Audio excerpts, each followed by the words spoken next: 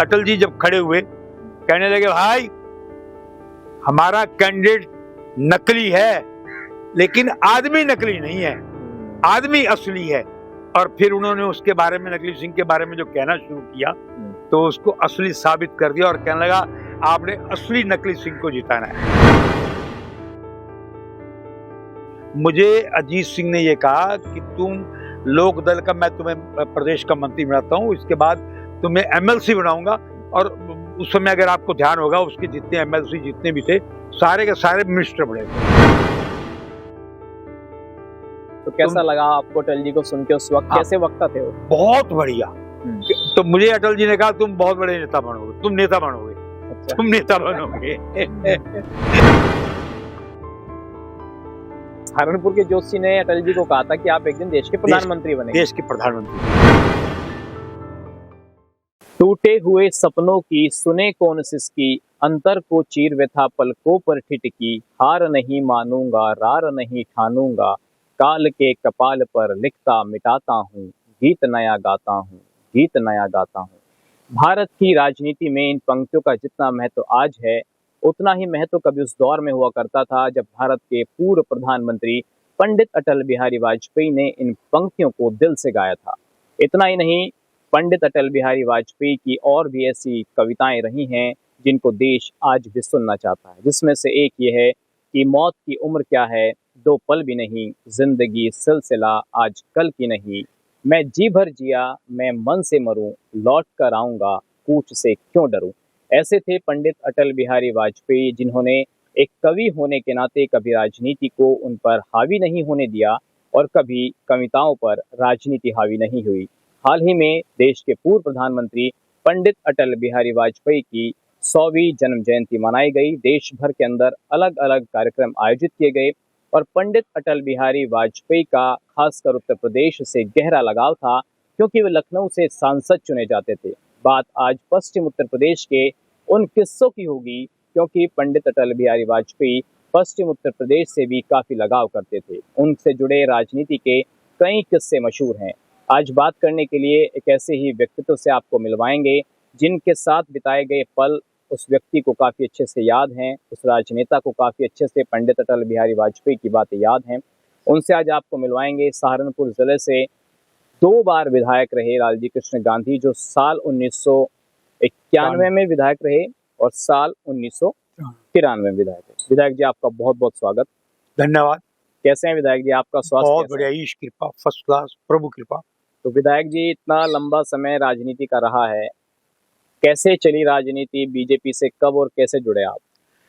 BJP में तो वास्तव में हकीकत में तो 89 में जुड़ा हूँ।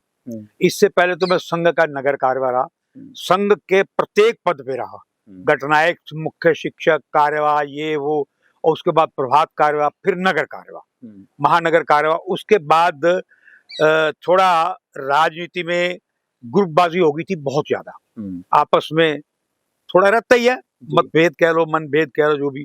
तो मैं बॉम्बे गया हुआ था, नगर कार्यवाह था, सुबह पहुंचा ही था तो कमलेश जी उस समय हमारे संगठन मंत्री थे, उनका फोन आया कि गांधी चले आओ और चुनाव की घोषणा होगी और आपको चुनाव लड़ना है। मैंने कहा भाई मैं तो कहीं तैयारी नहीं, कुछ लेना नहीं, और बम्बई अभी पहुंचा हूँ, 8 बजे पहुंचा हूँ और 9 बजे आपका फोन आ रहा है। कहना बा आज ही चल दो। मैं उसी दिन वहां से चल दिया और यहाँ पे आया तो भाइयों वगैरह सबसे सलाह करी तो मैंने कहा जी क्या कारण है, मैं तो नगर कार्यवाह, महानगर कार्यवाह हूँ। कहने लगे नहीं वो हम देख लेंगे, अपने आप देख लेंगे।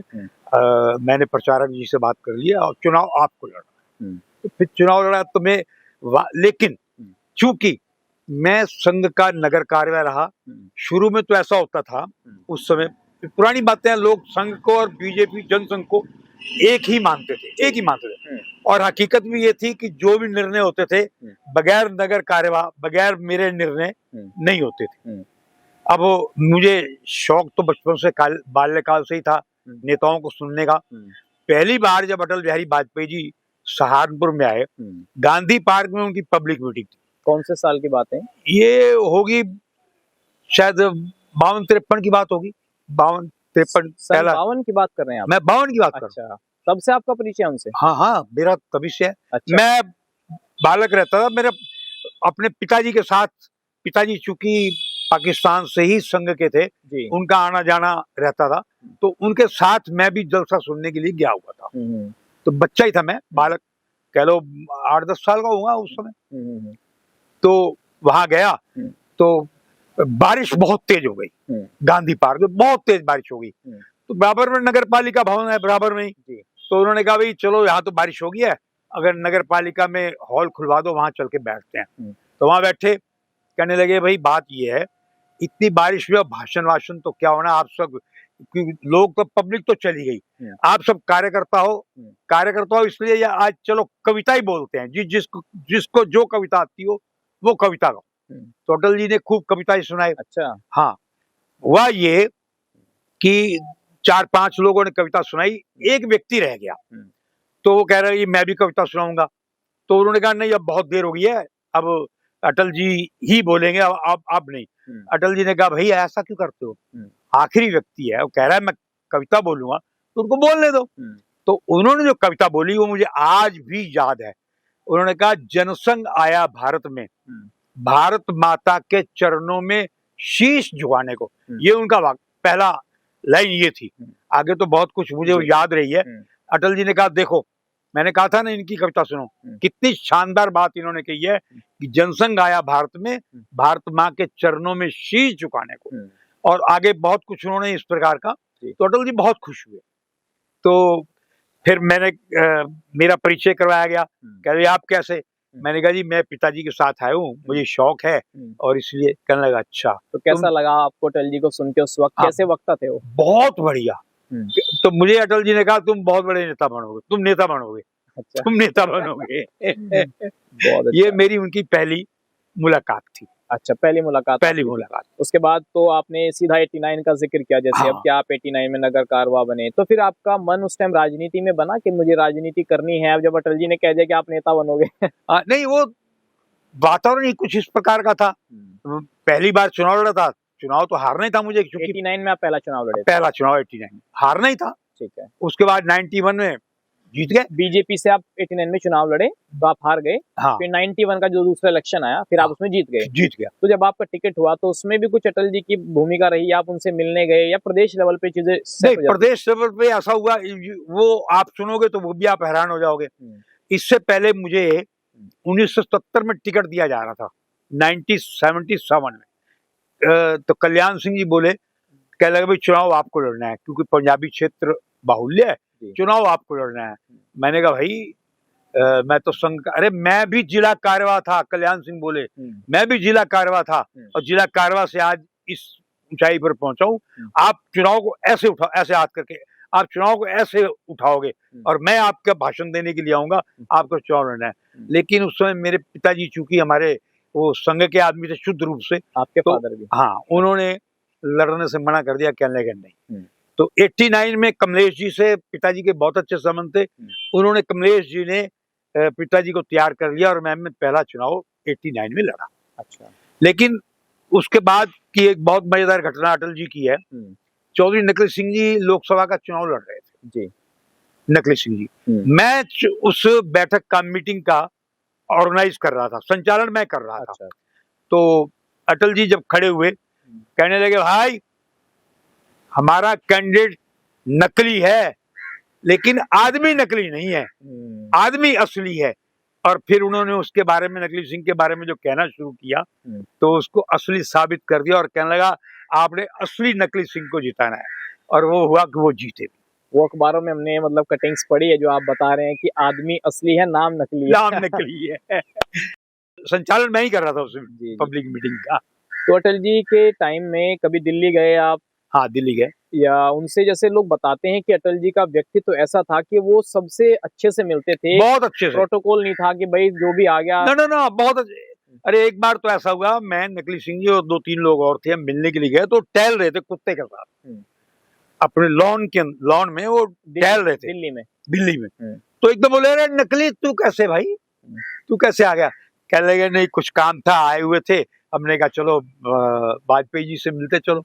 तो बहुत खुश हुए, वो चाय वाय पिलाई, बैठ के ये वो आत्मीयता से मिलते थे, आत्मीयता से। पूछा कि क्या काम आए हो, फिर क्या हाँ, बताया? वो वैसे ही कोई या वैसे कुछ एक औपचारिक मुलाकात के लिए? औपचारिक मुलाकात, अच्छा। औपचारिक मुलाकात। तो कभी आपसे उनके रिश्तों में ऐसा रहा है कि आपको कभी पार्टी लेवल पे कुछ काम पड़ा हो तो आपने सीधा अटल जी से ही संपर्क किया हो, मेरे या? पास आज भी अटल जी का एक लेटर पड़ा है। हम्म, मतलब उनके काम करने का तरीका कितना गजब का था, ये आप सुनकर आप हैरान होंगे। आजकल के तो चाहे एमएलए हो चाहे एमपी हो, हर चीज को अपनी जेब में रखते हैं। क्षमा करना, नहीं, मैं बिल्कुल। बिल्कुल व्यवहारिक बात कर रहा हूँ, और जेब में रखते हैं। वो नहीं चाहते कि कार्यकर्ता खड़ा हो और कार्यकर्ता बने। वो, और अटल जी के अंदर एक खासियत थी, किसी कोई व्यक्ति उनका जानने पहचान का था, उनके पास काम के लिए गया, वो सहारनपुर का रहने वाला था, कह रहे वहां तुम्हारे विधायक है गांधी जी, आप उनसे जाके मिलो, मैं लेटर उनको लिखूंगा, काम आपका वो करवाएंगे, मैं काम नहीं कराऊंगा, उस क्षेत्र का काम गांधी जी करवाएंगे। और अटल जी ने मेरे नाम लेटर लिखा कि हम व्यक्ति आ रहे हैं और इनका आपने काम करवाना है। ये मैंने कला उनसे सीखी, ये चीज मैंने उनसे सीखी कि मान लिया मुझे भी मुरादाबाद में कुछ काम था, मैं सचेतक था, कहीं भी किसी को कह सकता था डायरेक्ट डीएम को, लेकिन मैंने डायरेक्ट कभी डीएम को एसएसपी को नहीं कहा। मैं वहां के जो विधायक या वहां का जो जिला अध्यक्ष होता है, ये उनसे सीखा। तो उनको लेटर लिखना, उनसे कहलवाना कि भैया ये इस व्यक्ति का ये काम करो, ये उनके अंदर गुण था, कार्यकर्ता को उठाना।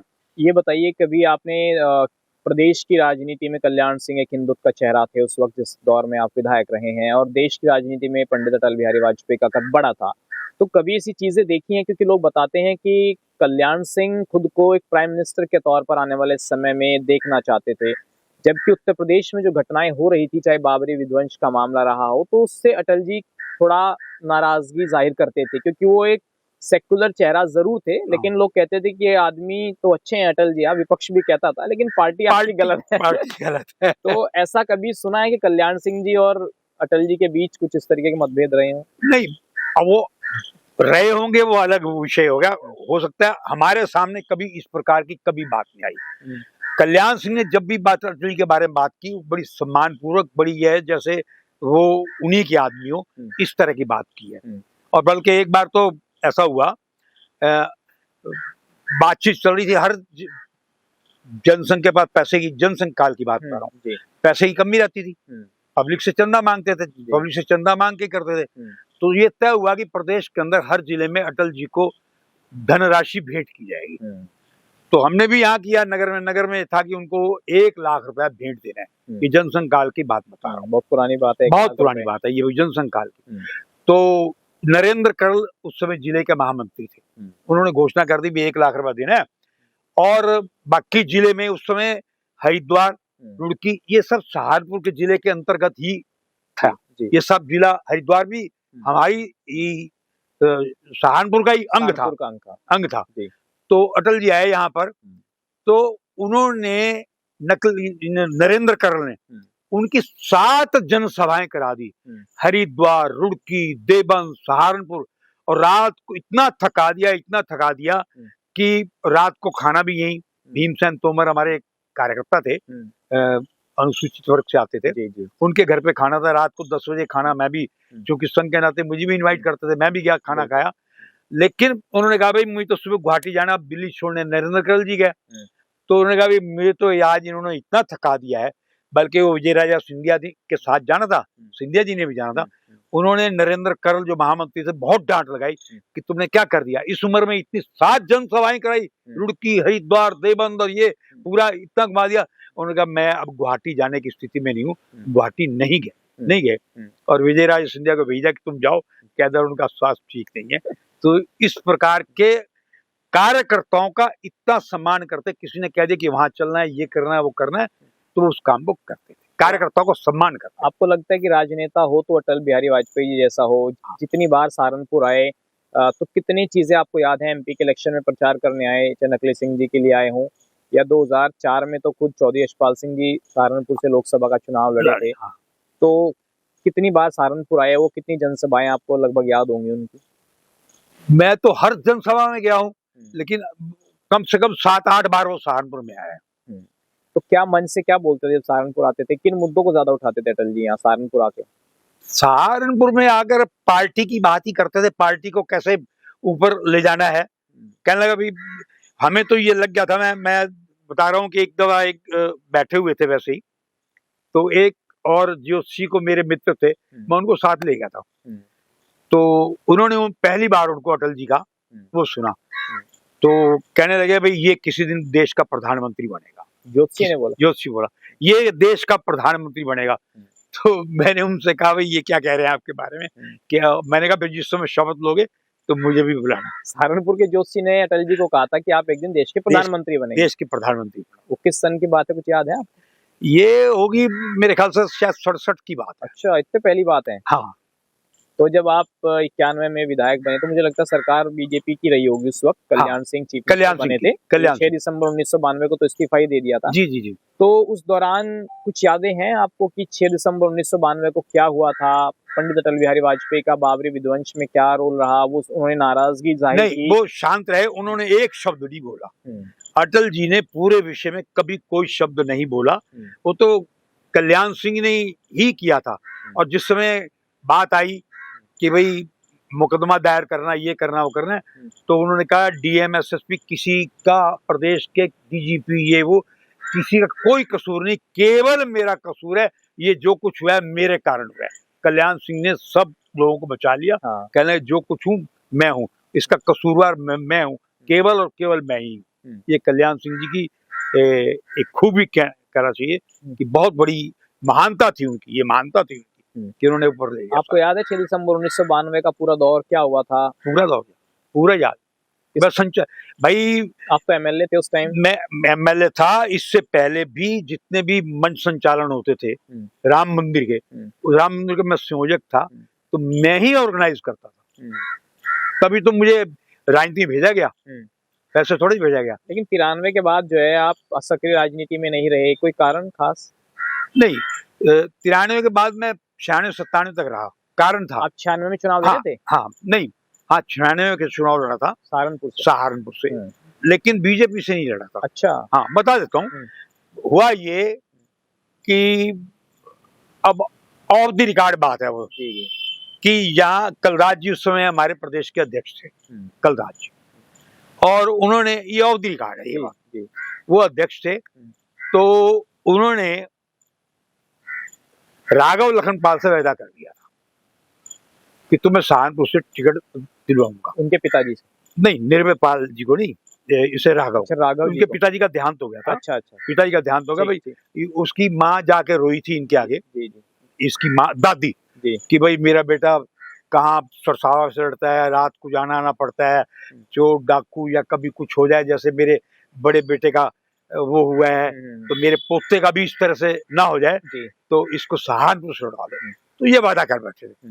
तो जिस समय बातचीत चली, इससे अजीत सिंह से वो हो गया था, लोकदल से समझौता हो गया था, तो उन्होंने कहा भी हमें सहारनपुर सीट जो है, कलराज जी ने कहा कि सहारनपुर सीट में आपको देता हूँ, लोकदल को, और सहारनपुर से आप लड़ाओ, जिसको लड़ाना है आप लड़ाओ, मैं सहारनपुर नहीं।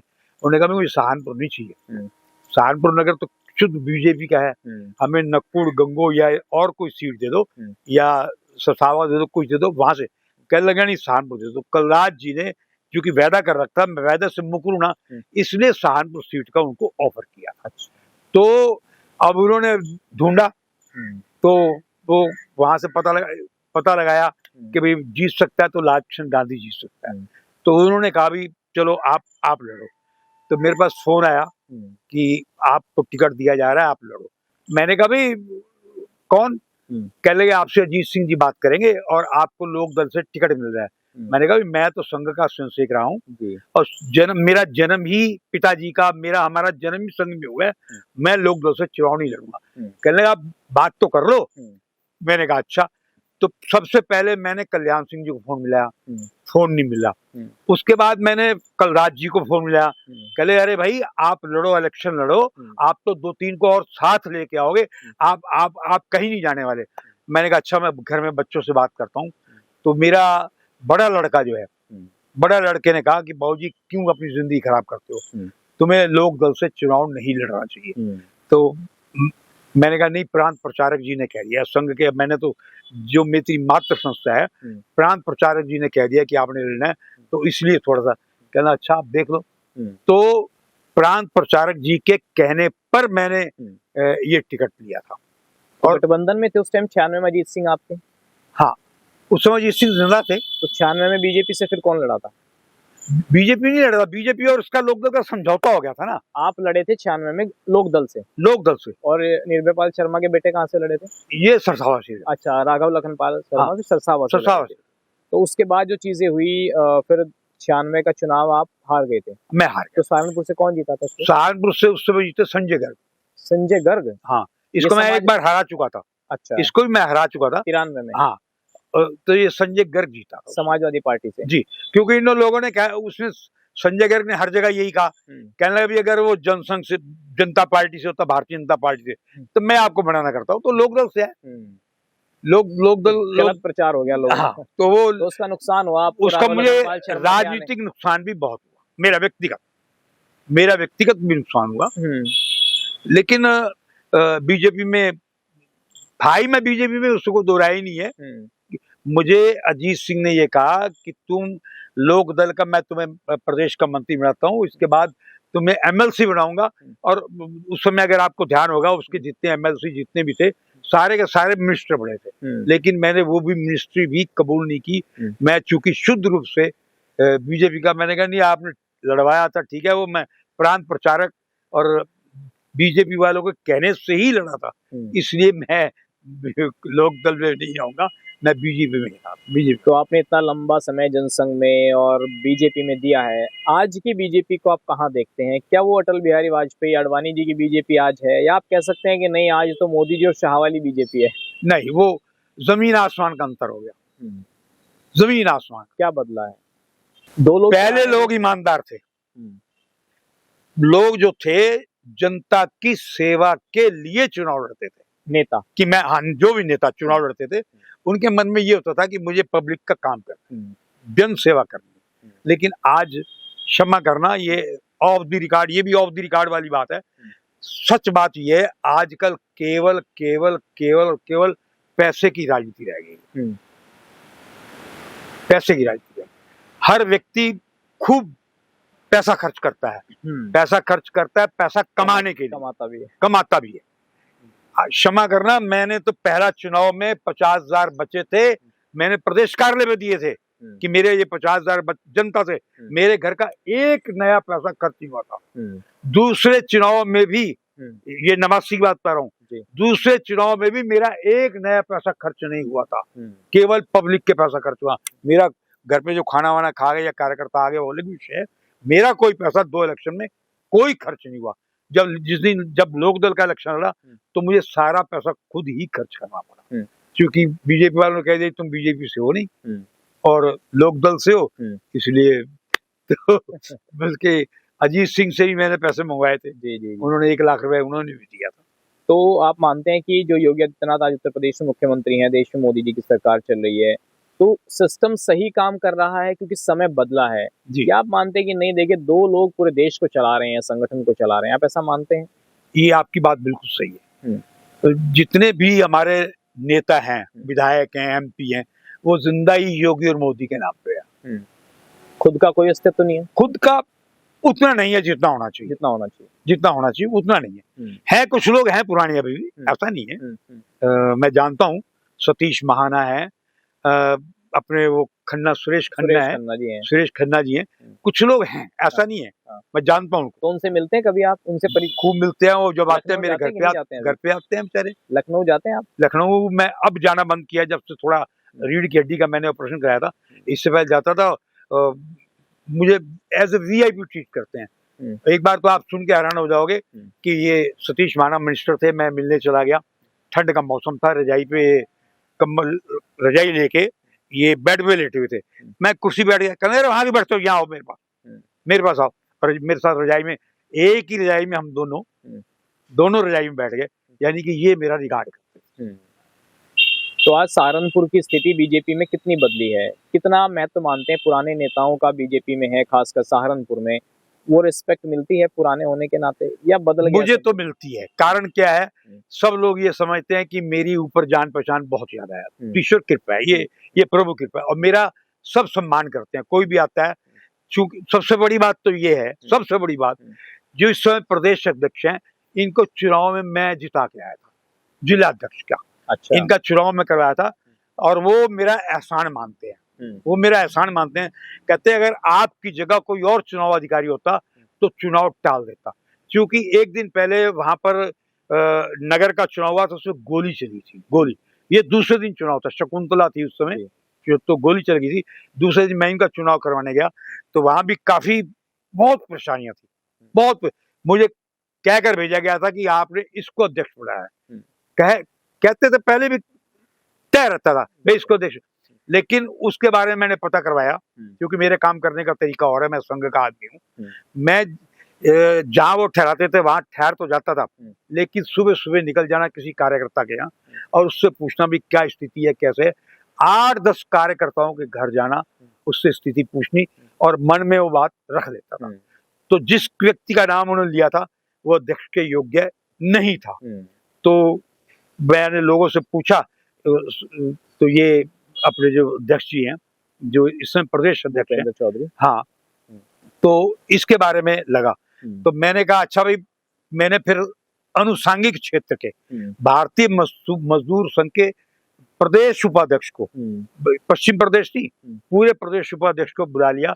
मैंने कहा भी मैं चुनाव आपके सामने कराऊंगा, मैं सबको बुलाता जाऊंगा, आप यहाँ मेरे पास बैठो, जो लोग जिसके बारे में कहेंगे और उसको हम अध्यक्ष घोषित कर देंगे। तो मैं एक एक को बुलाता गया, लगभग 150-200 लोगों की शाम तक बात सुनी और सबने इन्हीं का नाम लिया और मैं घोषणा करके आ गया। मैंने परवाह नहीं करी कि मुझे प्रदेश क्या कहेगा या मुझे प्रदेश बीजेपी से निकाल देगा, ये कर देगा, मैंने कोई परवाह नहीं करी, मैं इनकी घोषणा करके आ गया। और उसका मजेदार बात ये रही कि जब ये बन गए उसके बाद ये राजनीति में 2 चुनाव लड़े तो ये इनको मंत्री बनाया गया। मंत्री बनने के बाद अकेले कहने लगे लाट जी मैं आपके यहाँ आया हूँ क्योंकि मैं जो कुछ हूँ आपकी वजह से। फिर ये कैबिनेट मंत्री बने, पहले राज्य मंत्री, दोबारा कैबिनेट मंत्री बनने के बाद भी आए, कहने लाजकृष्ण गांधी जी जो कुछ हूँ मैं आपकी वजह से, आप मुझे अगर जिला अध्यक्ष बनाते तो आज मेरी ये स्थिति